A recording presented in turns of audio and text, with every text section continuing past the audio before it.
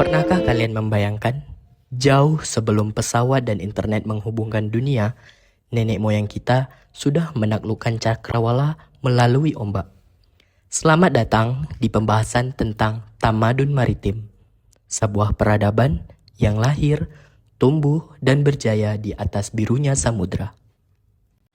Sejarah dunia seringkali ditulis di atas tanah, tapi bagi kita di Nusantara, sejarah ditulis di atas ombak. Sejak ribuan tahun lalu, nenek moyang kita tidak melihat laut sebagai rintangan, melainkan sebagai jembatan emas.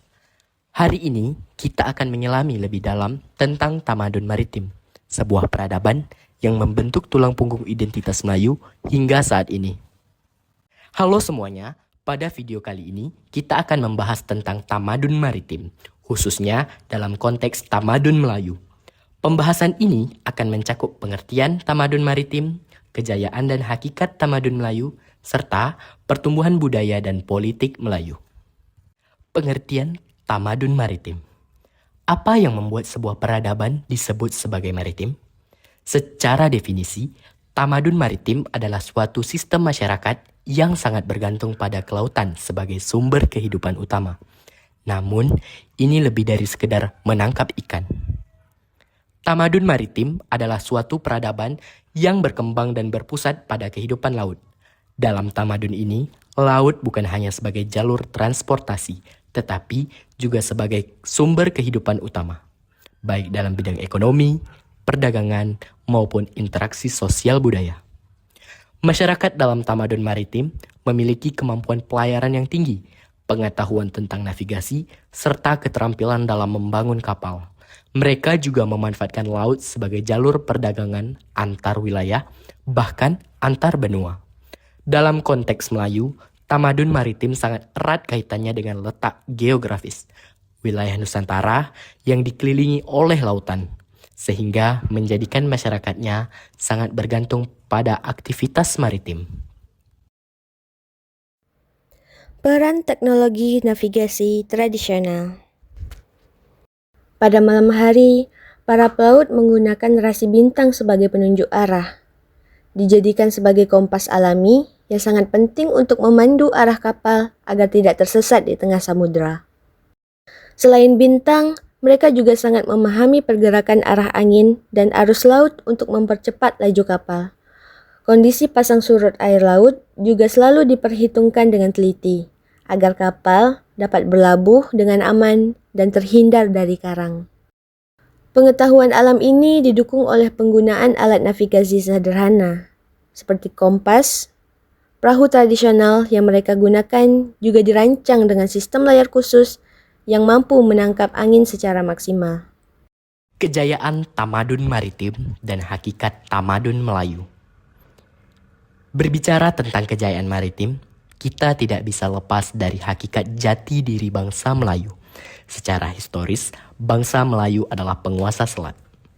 Puncak kejayaannya, lihatlah Sriwijaya pada abad ke-7. Mereka bukan sekedar kerajaan, tetapi emporium yang mengontrol Selat Melaka dan Selat Sunda. Mereka menentukan siapa yang boleh lewat dan berapa pajaknya. Inilah bentuk kedaulatan maritim pertama yang diakui dunia. Laut telah membentuk mentalitas Melayu menjadi bangsa yang adaptif dan diplomatis. Bagi orang Melayu kuno, laut adalah ruang kebebasan. Maka, hakikat tamadun Melayu adalah perpaduan antara keberanian pelaut seperti suku laut dan Bugis dengan kebijaksanaan para penguasa pelabuhan yang mampu menyatukan berbagai bangsa di bawah satu hukum perdagangan yang adil. Tamadun maritim Melayu mencapai masa kejayaan ketika muncul kerajaan-kerajaan besar yang menguasai jalur perdagangan laut. Kejayaan ini ditandai dengan berkembangnya aktivitas perdagangan internasional, hubungan diplomatik, serta penyebaran budaya dan agama. Kerajaan-kerajaan Melayu mampu menjadi pusat perdagangan karena letaknya yang strategis di jalur pelayaran dunia. Mereka tidak hanya menjadi perantara perdagangan, tetapi juga mampu mengendalikan jalur ekonomi maritim. Hakikat tamadun Melayu terletak pada kemampuannya dalam beradaptasi dengan lingkungan laut, serta keterbukaan terhadap pengaruh luar. Hal ini terlihat dari masuknya berbagai budaya seperti budaya India, Arab, dan Tiongkok, yang kemudian berkulturasi dengan budaya lokal tanpa menghilangkan identitas Melayu. Selain itu, tamadun Melayu juga menjunjung tinggi nilai-nilai seperti gotong royong, musyawarah, serta sistem sosial yang teratur yang menjadi dasar kehidupan masyarakatnya. Pertumbuhan budaya dan politik Melayu. Bagaimana air laut bisa menumbuhkan sistem politik dan budaya yang begitu kompleks? Dari sisi politik, sistem politik Melayu berkembang daripada sungai laut. Pusat kekuasaan biasanya berada di muara sungai atau kuala untuk mengontrol aliran barang dari pedalaman ke laut lepas. Inilah yang melahirkan sistem kesultanan maritim. Pemimpinnya tidak hanya memerintah tanah, tapi juga memegang mandat atas kedaulatan laut. Hukum laut kuno seperti Undang-Undang Laut Melaka menjadi standar hukum internasional pertama di kawasan ini. Dari sisi budaya, bagian yang paling menarik yaitu pertumbuhan budaya.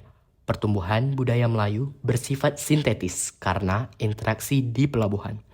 Dari segi bahasa, bahasa Melayu berevolusi menjadi lingua franca, yaitu bahasa perantara, karena sifatnya yang mudah dipelajari oleh pedagang asing. Dari segi agama dan pemikiran, Islam, Hindu, dan Buddha masuk melalui jalur laut ini, berbaur dengan kearifan lokal tanpa menghancurkan struktur aslinya. Dari segi yang terpengaruh alat musik luar hingga arsitektur rumah panggung yang tahan terhadap pasang surut air laut. Pertumbuhan budaya Melayu dalam tamadun maritim berkembang melalui interaksi dengan berbagai bangsa. Hal ini menghasilkan budaya yang kaya, seperti bahasa Melayu yang menjadi lingua franca atau bahasa perantara perdagangan di kawasan Asia Tenggara.